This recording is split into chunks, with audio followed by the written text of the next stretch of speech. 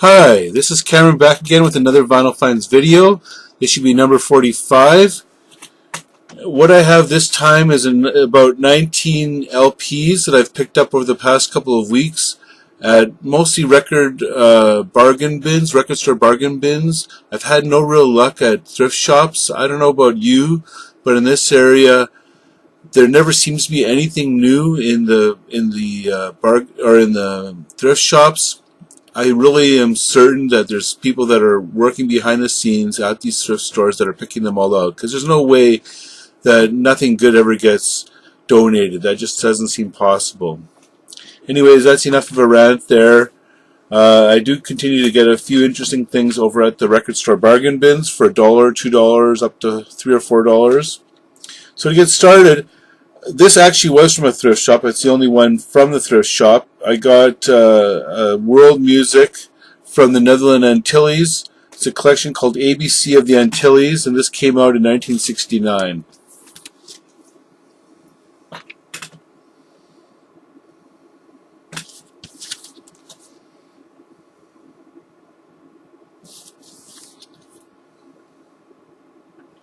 Now this features steel band music. It features music that is more folk-like. Others that are tumba, they call it. Other music from other islands like Curacao have a waltz. There's a calypso from Curacao.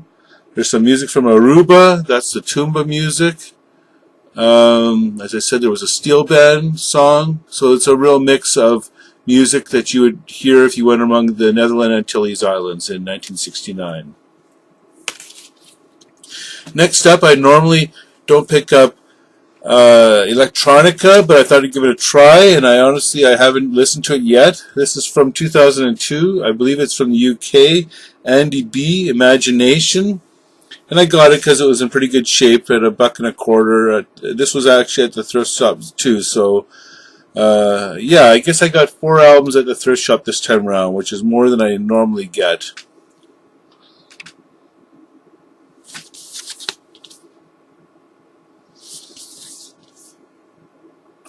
Wouldn't call them finds, but they helped me diversify my music listening experience. Next up, La Bottine Souriante, Les Épouses. They're a Canadian French folk band with a little bit of rock leanings. They're from Quebec, as you would expect, and this is either their first or second album. I think it's their first album from 1981. And it's on a small label, or a smaller label. I believe it's out of France, Gamma. I've had other albums on Gamma label out of France before.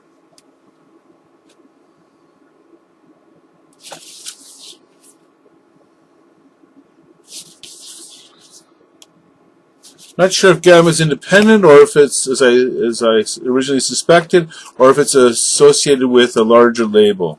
Maybe some of the French viewers could enlighten me on that. Okay, next up, a beautiful copy of an album by Alan Clark, originally from the Hollies. It's an album called Legendary Heroes. I've got about 3 of his albums now. Doesn't sound like the Hollies at all. Sounds more like, well, a little bit of the vocals from sort of like the Hollies, but moving into sort of a prog rock sound. This album is called Legendary Heroes. It came out in 1980.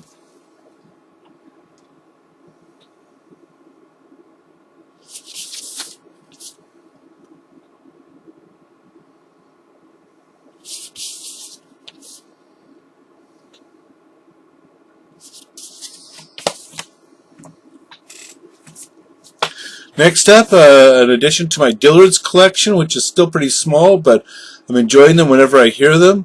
This is an album called Decade Waltz from 1979 on Stony Plain Records, which is a Canadian label, small label, independent, which often featured Flying Fish reissues or issues, original issues in Canada. So this one's called Decade Waltz. 1979, the Dillards, so bluegrass. Progressive bluegrass, I guess they call it.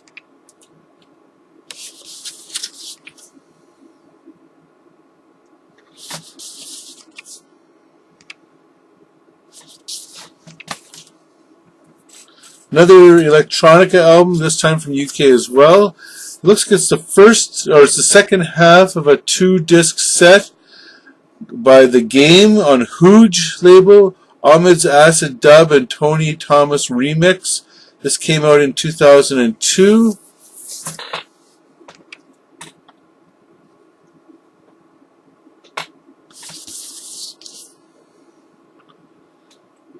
Still trying to play with my lighting a bit here.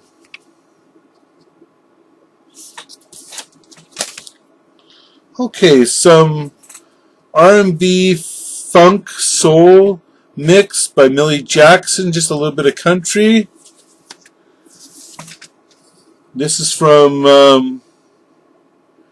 let's just see, 1981.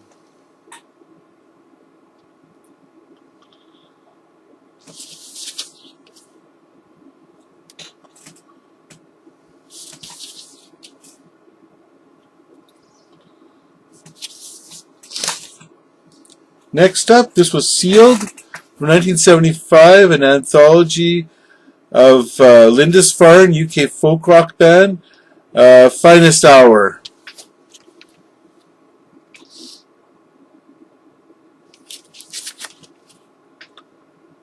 This is on the Charisma label.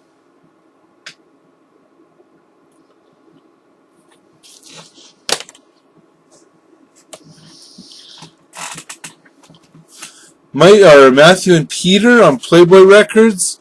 This album is called Under the Arch. It's sort of 1972. It's sort of a singer-songwriter rock album with some guitar and flute playing. Yeah, singer-songwriter folk rock. Yeah, 1972. This is unusual because the record comes out from this side.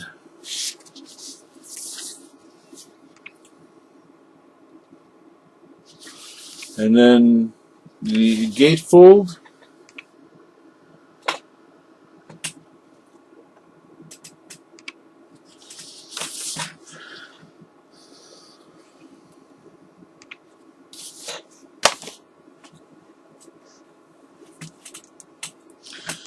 Some more conventional folk out of the U.S. The Chad Mitchell Trio, Singing Our Mind. This came out in 1967. We got it because it's in great condition.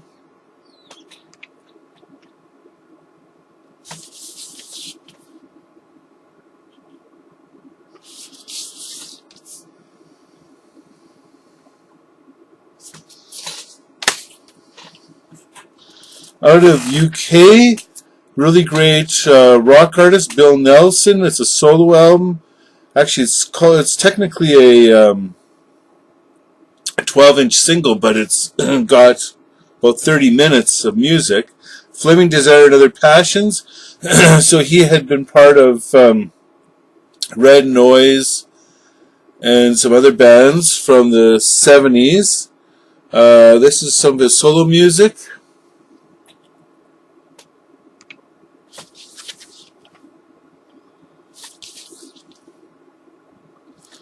Rock with a lot of instrumental sounds. Some country rock from 1975 out of the U.S. New Riders of the Purple Sage. Oh, What a Mighty Time, still in shrink wrap.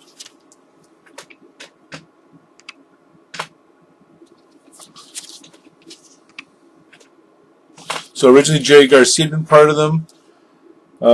By this point in time, it included Skip Batten, Buddy Cage, John Dawson, Spencer Dryden, and David Nelson. So some illustrious members.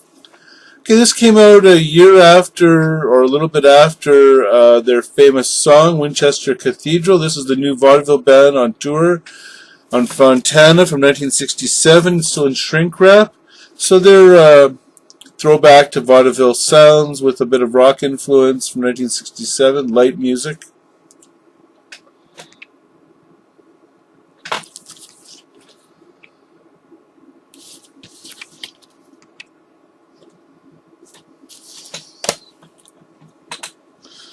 This is a duplicate for me, but it was in really nice shape, so I thought I'd pick it up.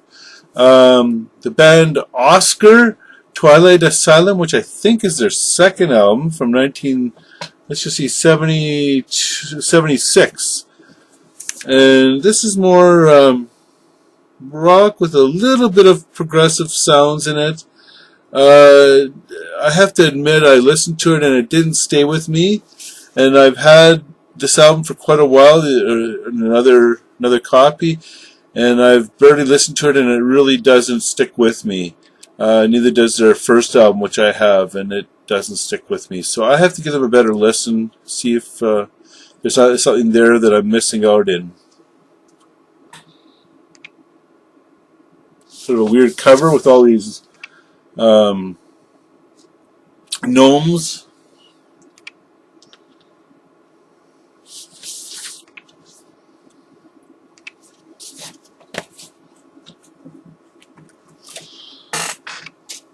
Jerry Rafferty, Sleepwalking. So this is the guy from who's known for Baker Street. This is his album from let's just see what year? 1982. So shortly after Baker Street. And this is enjoyable folk rock from UK, I think specifically Scotland.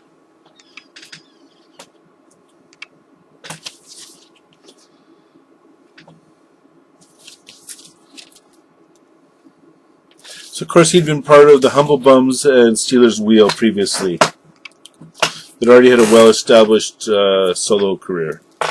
This one I got because it was still in shrink and great shape. Knew nothing about it. It turns out he's a producer, and then he's got some solo albums in which he plays more pop, easy listening. I haven't listened to it yet, but that's what I see on the internet. Stephen Schlack's Sensitive and Delicate. This came out in 1979.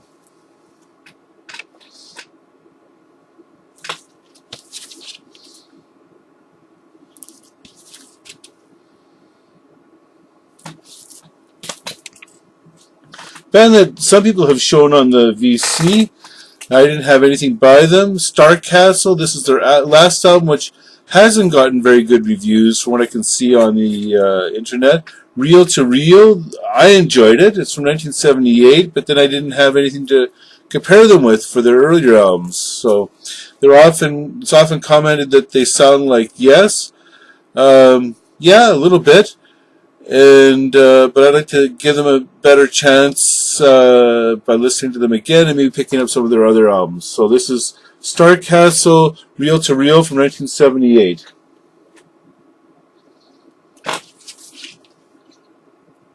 Still in shrink wrap. Another electronic album, this time from, I believe, from Germany, The Untamed Innocent Child. This is from 2002.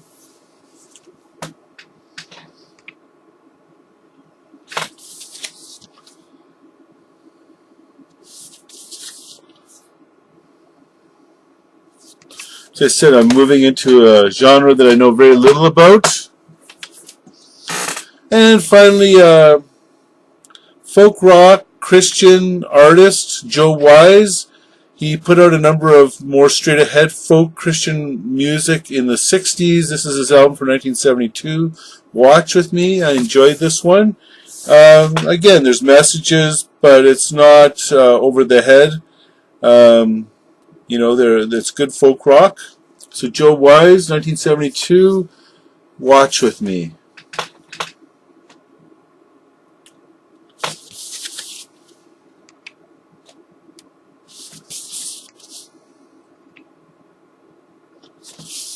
That's it for this edition of Vinyl Finds, number 45. Please leave your comments and please subscribe. I look forward to hearing from you. Have a good day. Bye-bye.